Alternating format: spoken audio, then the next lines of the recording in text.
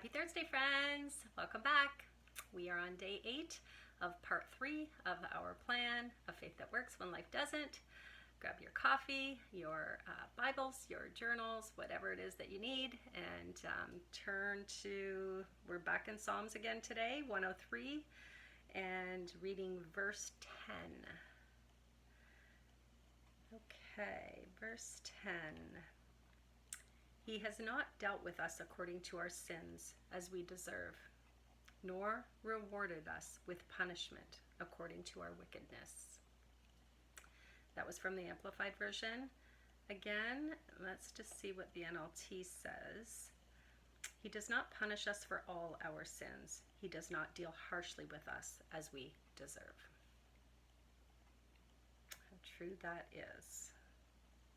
If he did, we'd be in trouble. Okay, and our devotional. Oh, I'm sorry. There was another one here, another verse still out of 103 going to verse 12. So there was verse 10, skipped 11, and we're going to 12. He has removed our sins as far from us as the east is from the west. And that was the NLT. I'm glad I didn't miss that because that's a good one. How grateful we can be for that.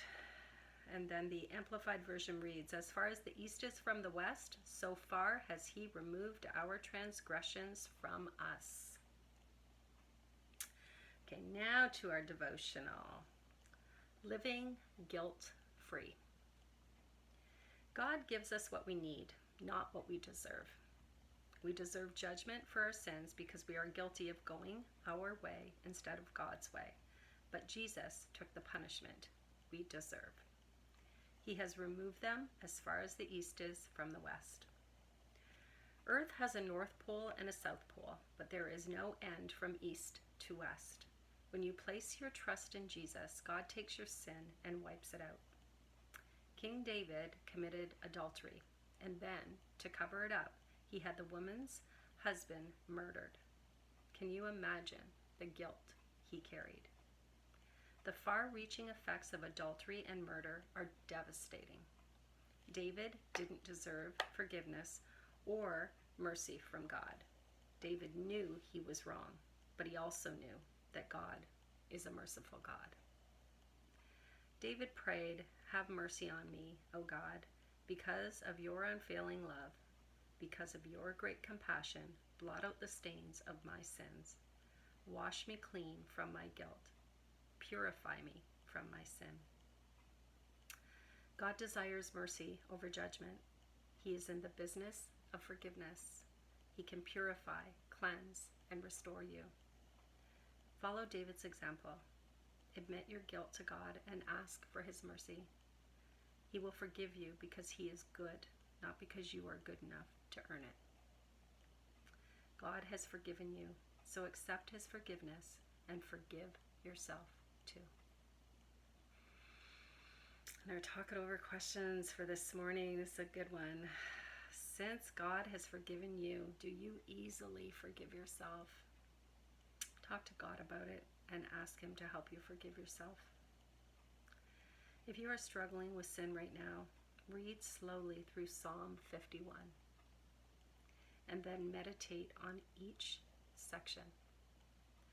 Personalize Psalm 51 into a prayer to use when you need to seek forgiveness from God. So there you have it. I know that, some people struggle with forgiveness of others, and others struggle with forgiveness of self. Forgiving ourselves for things we've done, choices we've made, and the consequences that have followed the choices or decisions that we've made can be really, really difficult to get over and to forgive ourselves for. But we are commanded to forgive. If God has forgiven us, we too must forgive ourselves. Jesus came and bore all of our sins. All of our sins. Every single one of them.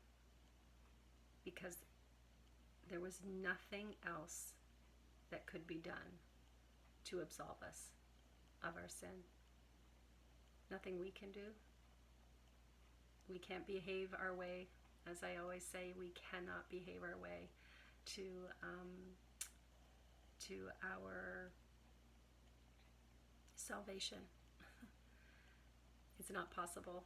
It was never possible. And that is why Jesus suffered on the cross for you and for me, so that we would not be separated from God.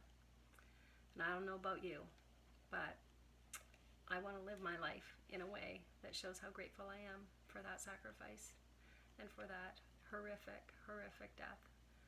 When you think of what he endured so that I would be forgiven and so you would be forgiven, may that just really change us from the inside out and change the way we live our lives.